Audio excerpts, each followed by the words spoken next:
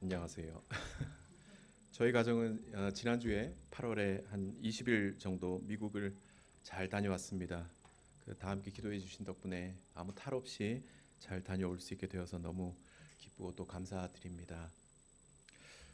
저와 요한복음 말씀으로 계속 하나님의 은혜를 나누고 있습니다. 지난번에는 우리가 요한복음 2장에 6월절에 일어났던 일, 성전 정화 사건 함께 나눴었는데 오늘 말씀도 그 6월절에 예루살렘에 예수님께서 계실 때 찾아온 니고데모라는 사람, 그 사람과 나눈 대화를 가지고 말씀하고 있습니다.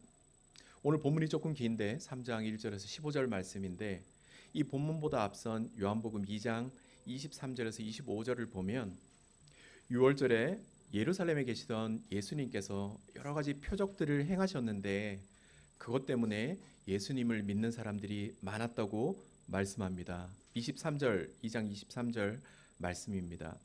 6월절에 예수께서 예루살렘에 계시니 많은 사람이 그의 행하시는 표적을 보고 그의 이름을 믿었으나 표적을 보고 믿는 믿음, 그것도 물론 믿음이기는 한데 그 믿음은 진정한 구원에 이르는 믿음은 아니었습니다. 예수님께서는 그 믿음이 어떤 믿음인지를 아시고 그 믿음의 중심을 보시고 바로 이런 사람들이 그런 믿음을 가진 것 아셔서 그 믿음을 신뢰하지 않으시고 또 그들의 증언도 받으실 필요가 없었다라는 것을 24절과 25절에서 말씀합니다. 요한복음 2장 24절과 25절 말씀입니다. 예수는 그의 몸을 그들에게 의탁하지 아니하셨으니 이는 친히 모든 사람을 아시며 사람에 대하여 누구의 증언도 받으실 필요가 없었으니 이는 그가 친히 사람의 속에 있는 것을 아셨음이니라. 여기서 의탁하지라는 말은 믿는다, 신뢰하다 이런 뜻입니다. 그런 믿음을 가진 이들, 표적만 보고 믿는 이들을 예수님께서는 신뢰하지 않으셨고 또 그들의 증언도 필요가 없었다는 것입니다. 물론 그 표적만 보고 믿는 믿음이 가짜라거나 옳지 않다는 것은 아닌데 그 믿음이 진정한 구원에 이르는 믿음은 아니라는 것입니다. 초보적인 믿음이라는 것입니다. 바로 그런 상황에서 니고데모라는 사람이 예수님을 찾아왔습니다. 요한복음 3장 1절 오늘 본문의 첫 번째 말씀입니다. 그런데 바리새인 중에 니고데모라 하는 사람이 있으니 유대인의 지도자라. 니고데모는 바리새인이었고 유대인의 지도자였습니다. 여기서 지도자라는 것은 당시 이제 유대의 최고 의결 기구이고 최고 심판 기구인 산헤드린, 우리가 많이 들어봤던 산헤드린의 공회원이라는 것입니다. 그런 니고데모가 밤에 예수님을 찾아왔다고 말씀합니다. 여기서 밤이라는 것이 학자들에 따라서 또 사람들에 따라서 여러 가지로 해석이 되는데 니고데모가 다른 사람들로부터 방해받지 않기 위해서 그 밤에 왔다는 사람들도 있고 또 예수에 대해서 불편한 마음을 가지고 있던 유대 지도자들의 눈을 피하기 위해서 밤에 이동했다는 분들도 있습니다. 그런데 어느 쪽으로 해석하든 그 밤에 니고데모란 유대인의 지도자가 예수라는 청년을 찾아온 것은 일반적으로 자연스러운 상황은 아니었던 것입니다. 니고데모는 그렇게 자연스럽지 않은 상황을 뚫고 예수를 만나야 할 정도로 뭔가 영적인 목마름이 있었던 것 같습니다. 3장 2절에서 이렇게 말씀하고 있습니다. 그가 밤에 예수께 와서 이르되 랍비여 우리가 당신은 하나님께로부터 오신 선생인 줄 아나이다. 하나님이 함께 하시지 아니하시면 당신의 행하시는 이 표적을 아무도 할 수 없음이니이다. 랍비여, 그 율법 가르치는 선생님을 이렇게 높여 부르는 호칭입니다. 유대교의 최고 지도자였던 니고데모인 사람이 30대 초반의 젊은 청년 예수를 향해서 랍비어라고 부릅니다. 높여 부릅니다. 아마도 니고데모의 그런 경건하고 겸손한 성품을 그 랍비어라고 부르는 호칭에서 볼 수 있는데 그런 니고데모였지만 니고데모가 가진 믿음 역시 초보적인 믿음이었던 것입니다. 이 표적을 당신이 행하시는 이 표적을 아무도 할 수 없음이니이다. 니고데모 역시 그 표적을 보고 예수를 믿음을 가졌다는 것입니다. 그런 니고데모에게 예수님께서 뜻밖의 대답을 하십니다. 요한복음 3장 3절 말씀인데 함께 읽어보겠습니다. 시작. 예수께서 대답하여 이르시되 진실로 진실로 내게 이르노니 사람이 거듭나지 아니하면 하나님의 나라를 볼 수 없느니라. 하나님 나라를 볼 수 없다. 사람이 거듭나지 않으면 하나님의 나라를 볼 수 없다. 하나님의 나라를 볼 수 없다는 말은 하나님의 나라를 알지도 못하고 경험하지도 못한다는 뜻입니다. 거듭나야만 그렇게 할 수 있다는 것입니다. 다시 말해서 하나님 나라의 백성이 되기 위해서는 거듭남이라는 이 신비로운 사건이 반드시 있어야 한다는 것입니다. 니고데모는 그 말에 동의할 수가 없었습니다. 3장 4절에서 니고데모가 이르되 사람이 늙으면 어떻게 날 수 있사옵나이까? 두 번째 모태에 들어갔다가 날 수 있사옵나이까? 어떻게 한 번 태어난 사람이 다시 태어날 수 있다는 말입니까? 아무리 생각해도 그거는 있을 수 없는 일입니다. 이렇게 니고데모는 생각하는 것입니다. 여러분은 어떻게 생각하십니까? 니고데모가 생각하는 그 다시 태어남, 거듭남은 인간이 겪었던 그 출생의 과정, 그것을 다시 반복해야만 가능한 것으로 이해됐던 것입니다. 어머니 뱃속에서 10달 잉태되고 나서 출산하게 되는 그런 출생의 과정. 그런데 그 과정은 이 세상에 어떤 누구라도 반복할 수 없는 과정입니다. 그래서 그건 불가능한 일입니다. 그런데다가 더더군다나 그 거듭남, 불가능한 거듭남이 없으면 하나님의 나라를 볼 수 없다는 예수님의 말에는 니고데모는 더더욱 견딜 수가 없었을 것입니다. 성경에서 말씀하고 있는 것처럼 니고데모는 그 시대의 유명한 바리새인이었고 또 유대인의 지도자입니다.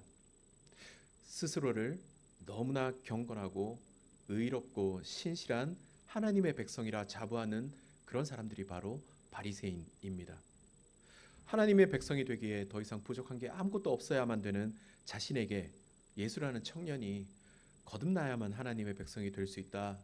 그러니 더더욱 이해할 수가 없었던 것입니다. 이 바리새인에 대해서는 제가 예전에 여기서 한 첫 설교에서 조금 설명을 드렸는데 다시 한번 간단히 말씀을 드리면 이스라엘 포로를 마치고 다시 예루살렘으로 복귀를 했을 때 모든 사람들이 하나님에 대해서 실망을 했습니다. 그래서 하나둘 하나님을 떠났는데 그때 그 와중에도 아니다, 우리는 하나님의 말씀, 하나님의 율법을 잘 지켜야만 된다 하고 들고 일어났던 사람들이 있습니다. 그 사람들 중에 한 분파가 바리새파입니다.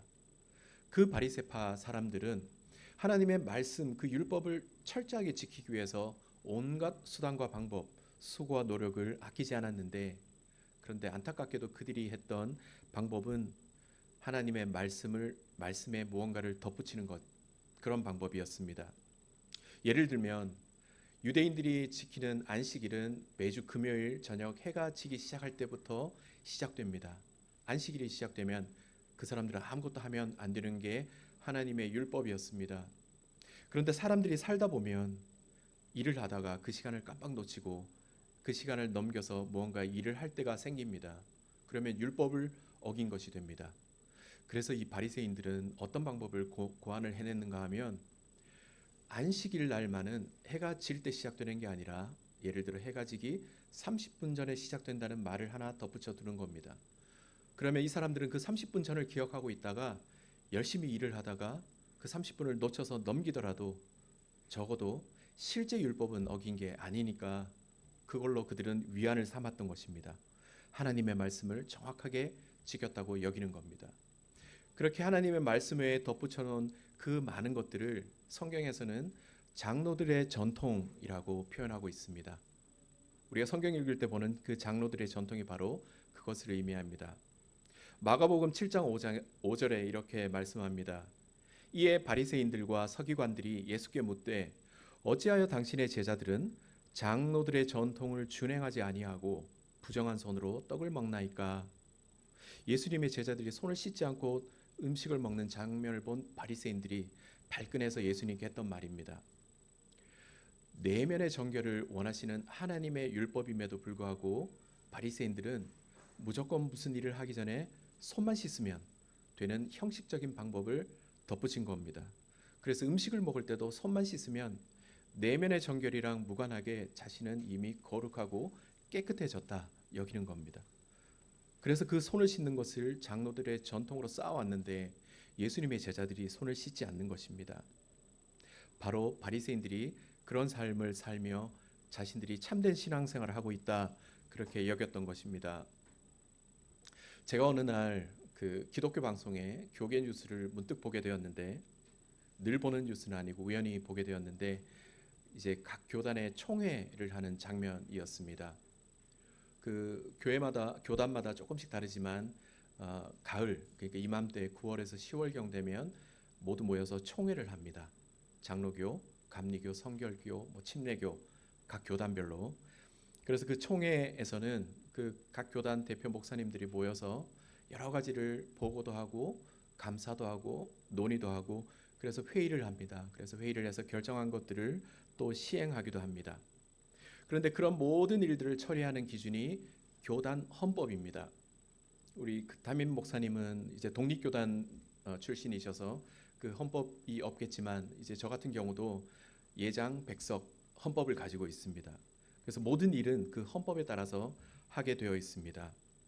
그런데 사실 그 교단 내부로 좀 들어가 보면 안타까운 모습들이 많이 있습니다. 모두가 하나님 나라 확장하고 하나님 영광을 위해서 모여서 일을 하는 것이긴 한데, 사실은 그 안에서 여러 가지 세상적인 모습들을 우리는 쉽게 발견을 합니다. 서로 높은 자리에 오르기 위해서 치열하게 선거운동을 하기도 하고, 그 선거운동 과정에 불법을 저지르기도 하고, 우리가 잘 알고 있는 것처럼 어떤 대형 교회는 자녀에게 세습을 할 수 없다는 교단의 헌법을 그 교회가 가진 힘으로 그 헌법을 다르게 해석을 해서 결국은 자기들의 뜻을 성취하기도 합니다.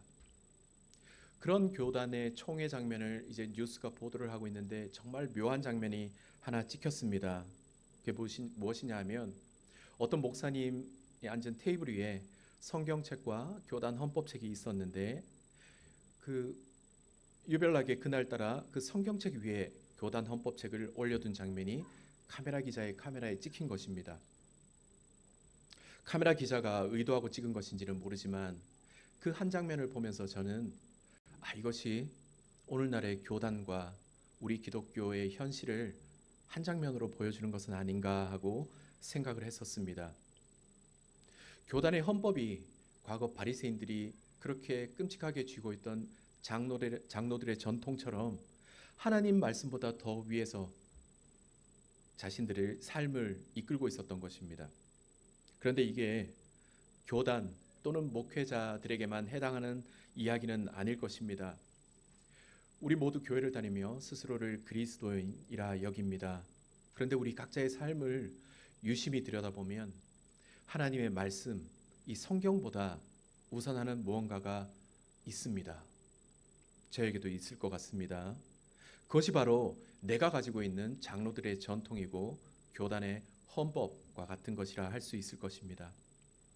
하나님의 말씀에 귀 기울이고 그 말씀을 신뢰하고 그 말씀에 전적으로 순종하는 것이 아니라, 내가 가진 그 무언가, 장로들의 전통, 교단의 헌법과 같은 것들을 성경 위에 두고 살고 있는 것은 아닌지 우리가 오늘 말씀 통해서 한번 돌아봐야 될 것 같습니다.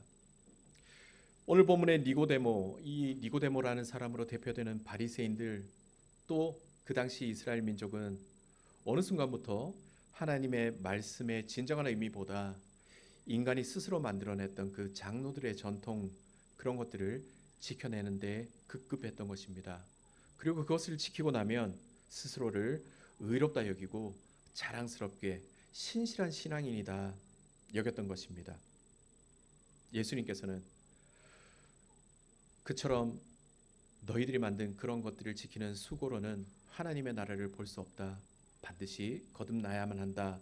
이렇게 말씀하셨던 것입니다. 그러니 그 말씀을 들었던 니고데모, 바리새인의 대표 니고데모는 얼마나 속이 상했을 것입니까? 그리고 또 니고데모로 대표되는 바리새인들의 신앙생활에서 우리는 또 한 가지 모습을 볼 수가 있는데, 바로 하나님이 아닌 나에게 초점이 맞춰진 신앙생활을 한다는 것입니다. 그들의 초점은 이미 하나님이 아니라 인간에게 있었던 것 같습니다. 어떻게, 어떤 방법, 무엇을 해야 내가 그것을 가능하게 할 수 있는가? 내가 그것을 지켜낼 수 있는가? 왜냐하면 그들은 하나님의 율법을 문자 그대로 지켜내야 되겠다 마음을 먹었는데 사실 불가능에 가까운 그런 일들을 위해서 어떻게 해야 할지 고민하다가 결국 장로들의 전통과 같은 것들로 말씀을 덕지덕지 붙여버린 것입니다. 그들 스스로 감당하기 힘든 무거운 율법의 멍에 그 짐을 지고 살았던 것이 바리새인과 당시 이스라엘 민족입니다. 그야말로 수고하고 무거운 짐진 자들이 바로 그들이었던 것입니다. 그들은 하나님과 관계를 맺는 것이 아니라 하나님의 말씀을 무거운 짐으로 스스로 만들어서 스스로에게 멍에로 씌워가지고 그것을 지키려고 애썼던 것입니다. 왜냐하면 언제나 초점이 하나님이 아니라 나에게 있었던 것입니다. 그래서 가끔은 그 말씀을 잘 지켜냈을 때는 본인 스스로가 의로운 사람이다, 신실한 사람이다 그런 교만에 빠지기도 하지만 그렇지 않을 경우는 또 깊은 영적인 좌절감과 죄책감에 빠지기도 하는 것입니다. 그런데 우리 신앙생활 가운데에서도 우리는 이런 모습을 자주자주 발견합니다. 하나님과 인격적인 관계를 맺기보다 나에게 초점이 맞춰져서 내가 무엇을 해야만 하나님께 인정받고 하나님의 백성이 되는 것으로 이해를 하기도 합니다. 그래서 매일 주일 성수하고 매주 헌금도 하고 열심히 봉사활동도 할 때 나는 나 스스로가 이미 위대한 종교인이 된 듯한 교만에 빠지기도 하고 또 그렇지 못한 모습 발견할 때는 또 깊은 영적인 좌절에 빠지기도 합니다. 또 나의 수고와 나의 헌신과 나의 그런 그 봉사에도 불구하고 삶에서 어려움 만날 때 삶에서 고난을 당할 때 억울해하기도 합니다. 분하기도 하고 왜 하나님은 나에게 이런 일을 또 한편으로는 나의 정성이 부족해서 그런 건 아닐까 그렇게 교만과 영적 좌절과 죄책감과 또는 의심과 불신앙과 또 다른 사람들을 비난하고 정죄하는 그런 모습으로 오르락 내리락 하는 것이 어쩌면 우리들의 신앙생활의 모습이고 니고데모로 대표되는 바리새인들의 모습인 것입니다. 니고데모는 아마도 이런 자신 개인 인간에게 초점이 맞춰진 그 신앙생활을 통해서 그들을 스스로 신실한 하나님의 백성이라 여겼던 것입니다. 예수님께서 그런데 그게 아니라 거듭나야 된다 하니 니고데모는 동의할 수가 없었던 것입니다. 그런 니고데모에게 예수님께서 이렇게 말씀합니다. 요한복음 3장 5절에서 7절 말씀인데 제가 읽어드리겠습니다. 예수께서 대답하시되 진실로 진실로 내게 이르노니 사람이 물과 성령으로 나지 아니하면 하나님의 나라에 들어갈 수 없느니라. 육으로 난 것은 육이요 영으로 난 것은 영이니 내가 내게 거듭나야 하겠다 하는 말을 놀랍게 여기지 말라.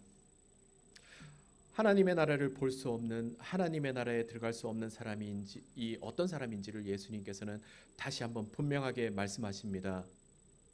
장로들의 전통을 철저하게 지키지 않는 사람들이 하나님의 나라를 볼 수 없는 것이 아니라 오로지 물과 성령으로 거듭나지 아니한 사람이 하나님 나라에 들어갈 수 없다는 것입니다.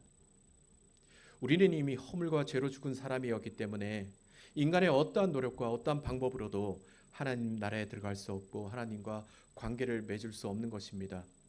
인간이 만든 규칙, 그 장로들의 전통을 열심히 지킨다고 해서 나의 수고와 나의 노력을 일평생 쌓는다고 해서 내가 어떤 경지에 올라서 이제 드디어 하나님 나라에 들어간다는 것이 아닙니다.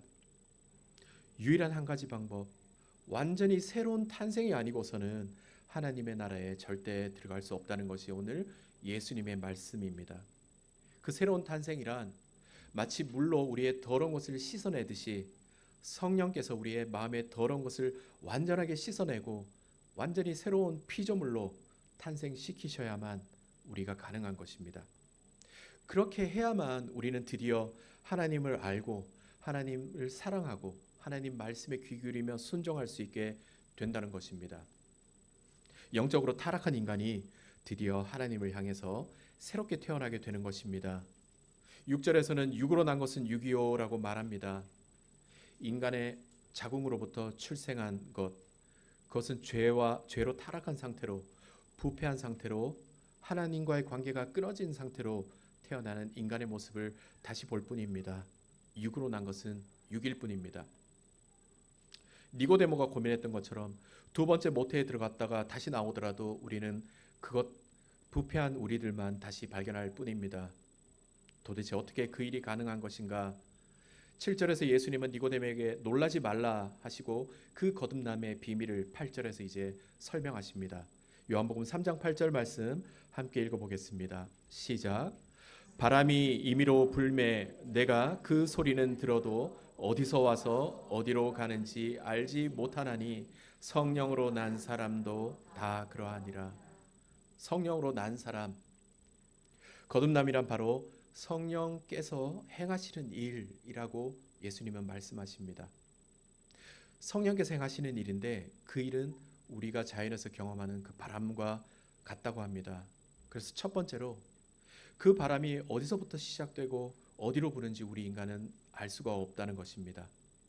왜 그 바람이 부는지, 이 바람이 불어서 어디로 다시 가는지 우리는 알 수가 없다는 것입니다. 우리는 그 거듭남의 순간을 느끼지 못할 때가 많다는 것입니다. 이단으로 정죄받은 구원파라는 교단이 있습니다. 그 구원파에 계신 분들은 크리스찬들을 만나면 이런 질문을 합니다. 당신이 언제 구원받았느냐?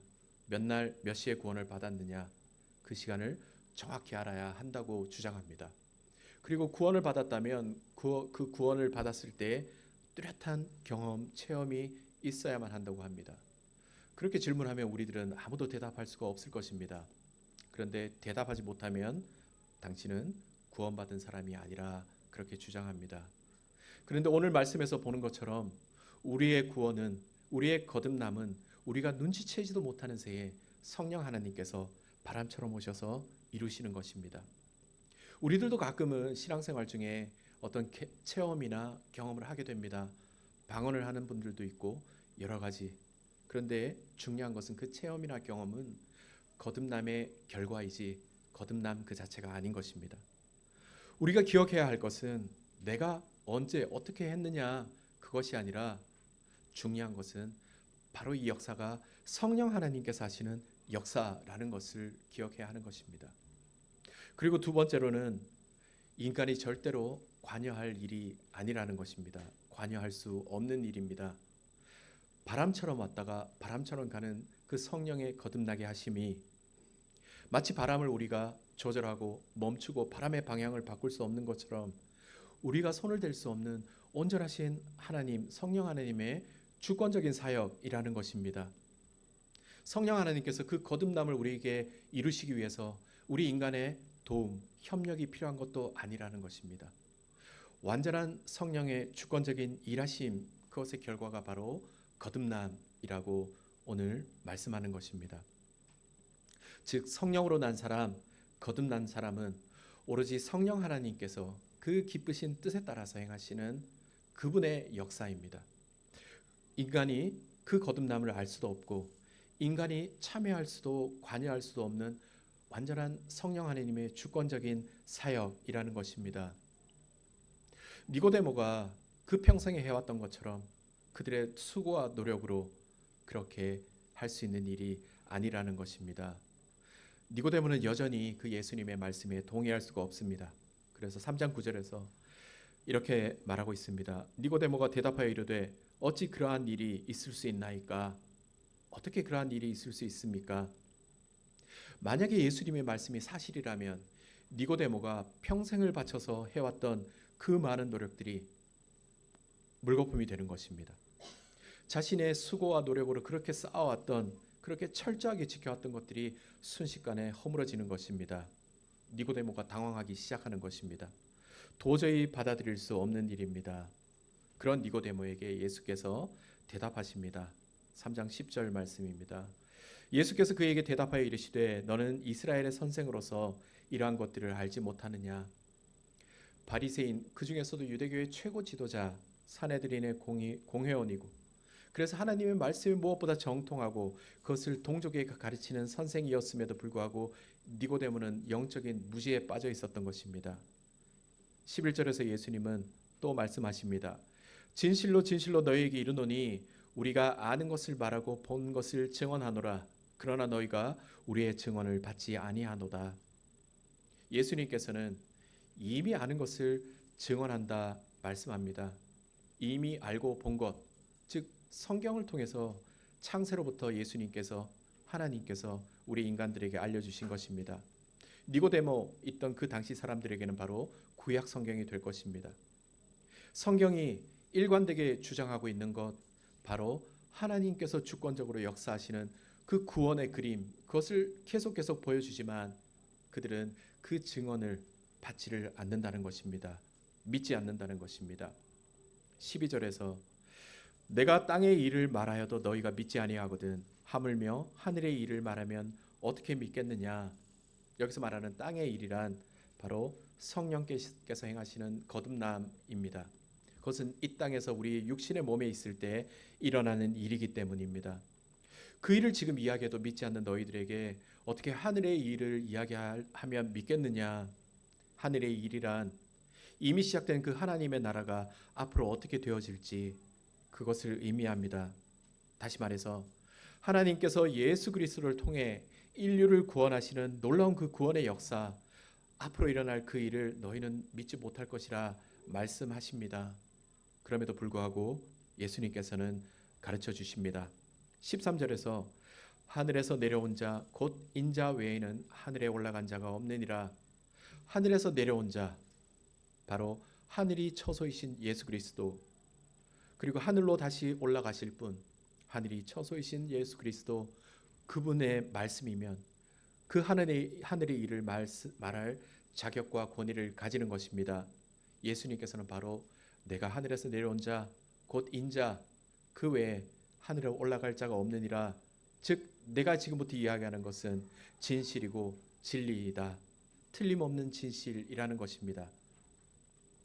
그래서 예수님께서는 14절과 15절에 이렇게 말씀합니다. 모세가 광야에서 뱀을 든 것 같이 인자도 들려야 하리니 이는 그를 믿는 자마다 영생을 얻게 하려 하심이니라. 14절에서 모세가 광야에서 뱀을 든 것 같이 라는 것은 이제 출애굽 때 있었던 사건입니다. 이집트를 탈출해서 광야를 방황하던 이스라엘 민족이 이제 가야 하는 그 길, 그 여정에 불만을 품고 하나님과 모세를 원망하기 시작했습니다. 그때 하나님께서는 불뱀을 내려서 불뱀을 백성 중에 보내서 징계하기 시작했습니다. 그래서 불뱀에 물린 많은 백성들이 죽게 되었을 때 모세가 기도합니다. 그때 하나님께서는 이렇게 해결책을 주셨습니다. 민수기 21장 8절과 9절 말씀입니다. 여호와께서 모세에게 이르시되 불뱀을 만들어 장대 위에 매달아라. 물린 자마다 그것을 보면 살리라. 모세가 놋뱀을 만들어 장대 위에 다시 다니 뱀에게 물린 자가 놋뱀을 쳐다본즉 모두 살더라. 하나님께서 가르쳐 주신 대로 모세는 놋으로 뱀을 만들고 장대 위 높은 곳에 그 뱀을 달아 올렸습니다. 그때 뱀에 물려 죽어가던 이스라엘 백성들이 그 장대 위에 놋뱀을 보고 모두 살게 되었다는 것입니다. 광야에서 하나님께 대한 불신앙으로 죽게 된 재앙을 만났는데 모두 죽을 수밖에 없었던 운명이었는데 바로 하나님께서 그 장대 위에 올려둔 뱀을 통하여 그들을 구원하신 것입니다. 마찬가지로 죄로 인해서 멸망할 인류를 구원하기 위하여 인자도 들려야, 즉 예수님께서 십자가에 못 박혀서 돌아가셔야만 한다는 것입니다. 그리고 15절에서 우리가 잘 아는 말씀을 합니다. 이는 그를 믿는 자마다 영생을 얻게 하려 하심이니라.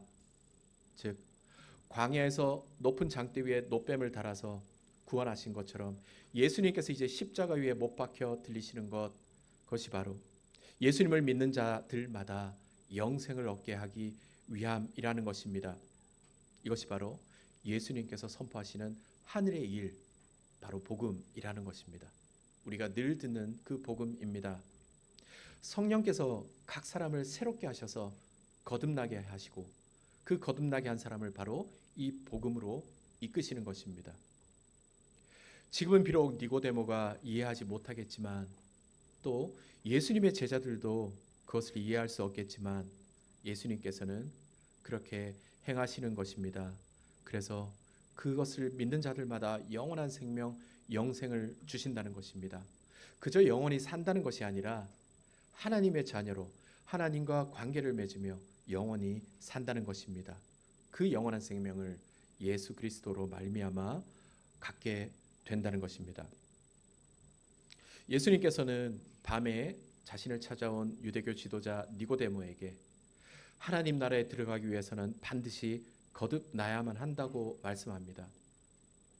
그리고 그 거듭남이란 내가 무엇을 어떻게 해서 이루어지고 내가 무엇을 해서 어떤 경지에 오르는 것이 아니라 오직 성령께서 행하시는 주권적인 사역이라고 말씀합니다. 이제 그렇게 거듭난 사람은 완전히 새로운 피조물이 되어서 하나님의 존재를 이제는 진실되게 깨닫게 되고 하나님을 드디어 바라보게 되는 것입니다. 그래서 하나님 바라볼 때는 자신에게 있는 그 끔찍한 죄를 깨닫게 되고 그 죄에 빠진 자신을 구원할 유일한 길이 예수 그리스도 그분의 십자가밖에 없음을 믿는 믿음으로 영원한 생명으로 한 걸음 나아가는 것입니다. 신비로운 표적이나 기적 때문에 믿는 것이 아닌 것입니다. 성령께서 죄에 빠진 인간에게 직접 찾아오셔서 그들을 거듭나게 하시고 이제 그들을 하나님을 향하여 새로운 피조물이 되게 만드시고 그런 그들이 마음을 돌려 회심하고 이제 예수 그리스도를 믿는 믿음에까지 이르게 하시는 것입니다. 이것이 오늘 본문에서 니고데모에게 또 바리새인들에게 이스라엘 민족들에게 또 장로들의 전통과 모든 신앙생활의 초점이 나에게 맞춰져 있는 우리 모두에게 주시는 하나님의 말씀입니다. 오늘 말씀 통해서 한 가지 중요한 메시지를 함께 나누고 오늘 말씀을 정리하려고 합니다. 이 말씀을 깊게 묵상할 때 한 가지 질문이 남아 있습니다. 오직 성령께서 오셔서 성령께서 행하시는 주권적인 사역이다. 그러면 나는 뭘 하지? 나는 뭘 할 필요가 없는 것 아닌가? 그저 넋놓고 기다리면 하나님께서 오셔서 하나님께서 하실 건데 나는 이 인생을 마음껏 누리고 즐기고 마음껏 그렇게 살면 되지 않는가? 아까 얘기했던 구원파 교단이 이런 교리를 가지고 있다고 합니다. 어차피 하나님께서 하실 일이라면 이 세상 사는 동안 내가 할 일 아무것도 없으니 그저 나 하고 싶은 대로 막 살아도 되는 것 아닌가? 여러분 어떻게 생각하십니까? 우리가 모든 것을 오늘 다 살펴볼 수는 없겠지만 오늘 이 말씀을 통해서 주시는 하나님의 메시지는 그것이 아닙니다. 하나님께서 주시는 메시지는 우리의 구원이 결코 실패하지 않는다라는 것을 말씀하시는 것입니다.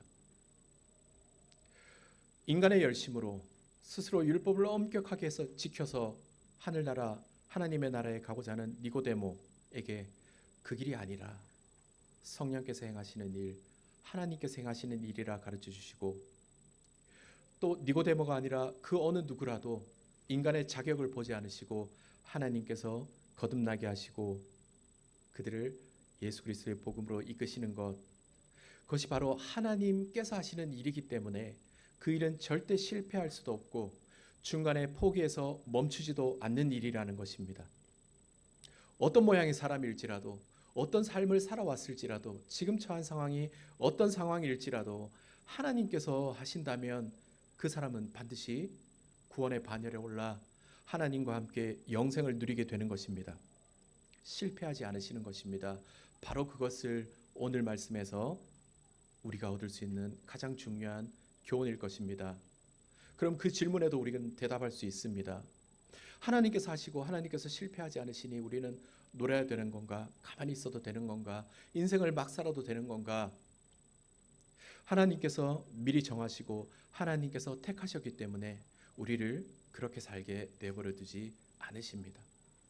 어떤 삶의 모양을 통해서 어떤 방법을 통해서도 우리를 그곳에서 끄집어내십니다. 성경의 창세기로부터 수많은 성경의 인물들이 있습니다. 우리 눈으로 보기에 굉장히 위대한 인물이지만 성경이 일관되게 주장하는 것은 그 인물들을 통해서 하나님께서 행하시는 그 놀라운 구원의 역사를 가르쳐 주시는 것입니다. 우리 담임 목사님께서 지금 창세기로부터 그 인물들을 한 사람씩 한 사람씩 설교를 이어가고 있는데 그 주제는 언제나 한 가지입니다. 하나님께서 행하시는 것, 예수 그리스도의 십자가로 그 일 이루시는 그 하나님, 그것을 증거하는 것입니다. 그 구원의 여정을 하나님께서 시작하시고 하나님께서 완성해 가시는 것입니다. 시편 131편은 바로 이러한 하나님을 발견한 이가 쓴 시 같습니다. 131편은 1절에서 3절까지만 있는 짧은 시인데 제가 읽어드리겠습니다. 여호와여, 내 마음이 교만하지 아니하고 내 눈이 오만하지 아니하오며 내가 큰 일과 감당하지 못할 놀라운 일을 하려고 힘쓰지 아니하나이다. 실로 내가 내 영혼으로 고요하고 평온하게 하기를 젖된 아이가 그의 어머니 품에 있음 같게 하였나니 내 영혼이 젖된 아이와 같도다. 이스라엘아, 지금부터 영원까지 여호와를 바랄지어다. 내가 신앙을 위해서 또 하나님을 위해서 무엇을 해야 합니까? 질문을 할 때 이 시편 131편은 마치 우리에게 더 이상 아무것도 하지 말라고 권하는 것 같습니다. 그런데 사실은 아무것도 하지 않는 것이 아니라 우리가 가지고 있는 그 교만과 오만의 자리에서 내려와 막 젖을 배부르게 먹고 어머니 품에 안겨 쉬는 그 아이처럼 하나님 품에 안기라 말씀하고 있는 것입니다. 그 어머니처럼 그 품을 내어주시는 여호와 하나님, 그 하나님 그분을 바라보는 것, 그것이 바로 우리의 신앙이고 우리의 예배이고 우리의 고백입니다. 완전히 이루실 그분의 품을 떠나지 않는 것, 그것이 바로 우리의 신앙이 되어야 할 것입니다. 말씀을 정리하겠습니다. 우리 각자는 제각각 이유, 제각각 사연으로 교회를 다니게 되었습니다. 그래서 함께 예배도 드리고 찬양도 하고 말씀도 듣습니다. 그런데 가끔 스스로에게 질문합니다. 나는 정말 구원받은 것 맞는가? 나 정말 그리스도인인가? 내 삶의 모양을 보면 너무너무 형편이 없어서 가끔 교회 나올 때 너무 부끄럽기도 한데 진짜 그리스도인이 맞나? 그런데 내 뜻과 내 의지로 온 것 같지만 나도 모르는 사이에 하나님께서 우리 각자의 삶에 찾아오셔서 그분께서 이 교회로 부르신 것입니다. 교회는 하나님의 분명한 부르심이기 때문입니다. 하나님께서 아셔서 우리를 부르셨고 이제 부르셔서 성령 하나님께서 역사하셔서 우리를 거듭나게 하시고 새로운 피조물이 돼서 이제 하나님을 바라볼 수 있는 우리로 다듬어 가시는 것입니다. 그리고 그 구원이 마지막 날까지 실패하지 않도록 이끌고 가시는 것입니다. 성경 말씀 하나 더 읽어드리겠습니다. 로마서 8장 29절과 30절 말씀입니다. 하나님이 미리 아신 자들을 또한 그 아들의 형상을 본받게 하기 위하여 미리 정하셨으니 이는 그로 많은 형제 중에서 맏아들이 되게 하려 하심이니라. 또 미리 정하신 그들을 또한 부르시고 부르신 그들을 또한 의롭다 하시고 의롭다 하신 그들을 또한 영화롭게 하셨느니라. 아니 도대체 왜 나를 택하셨고 왜 나 같은 사람을 부르셨는지 모르지만 하나님께서는 이미 저와 여러분을 아시고 부르셔서 이 일을 이미 시작하셨습니다. 그리고 그 일은 결코 실패하지 않는 것입니다. 그런데 그 길이 늘 평탄하지만은 않을 것입니다. 가끔은 고난의 현장을 통해서 가끔은 인내해야 할 상황을 통해서도 하나님께서는 만들어 나가실 것입니다. 오늘 설교의 제목 사람이 거듭나지 아니하면 하나님의 나라를 볼 수 없습니다. 그런데 하나님께서는 저와 여러분을 거듭나게 하시고 새 생명 주시고 각 사람마다 가장 최선의 방법으로 우리의 구원을 이루어 나가십니다. 그래서 우리가 먼 훗날 육신의 생명이 다해서 저 하늘나라에서 주님을 만났을 때 아마도 주님 앞에 우리는 이렇게 가장 먼저 고백할 수밖에 없었을 것입니다. 모든 것이 하나님의 은혜였습니다. 돌아보니 모든 것이 내가 한 것이 아니라 하나님의 은혜였습니다. 그 고백이 지금 이 순간 이 땅을 살아가는 동안에도 저와 여러분의 진실된 고백이 되기를 축복합니다. 함께 찬양하시겠습니다.